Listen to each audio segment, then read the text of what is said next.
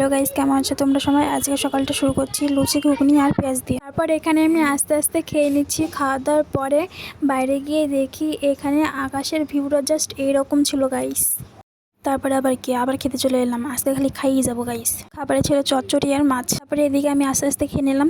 তার মধ্যে একটা দৃশ্য দেখে নাও তোমরা। গেলে গেলে গেলে গেলে গেলে গেলে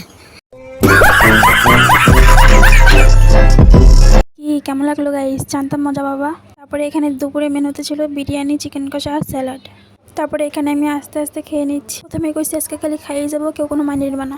তারপরে এখানে বিকাল হয়ে গেছে, বাড়িতে বসে কি করব, তাই আমি আমার বান্ধবীর লড়িতে বেরিয়ে গেছি একটু ঘুরতে যাওয়ার জন্য। তারপর রাস্তা দিয়ে যাওয়ার সময় নজরে পড়লো বিকেলের ভিউটা, কি সুন্দর লাগছে না আকাশটা। তারপরে রাস্তার সাইডে দেখলাম একটা চপের দোকান। তারপর এখান থেকে চপ খেয়ে চলে এলাম আইসক্রিমের দোকানে আইসক্রিম খেতে। তারপরে এখান থেকে খাওয়া দাওয়া করে তারপরে চললাম বাড়ির দিকে। এই ভিডিওটা এইটুকু, ভালো লাগলে ফলো করে পাশে থেকো।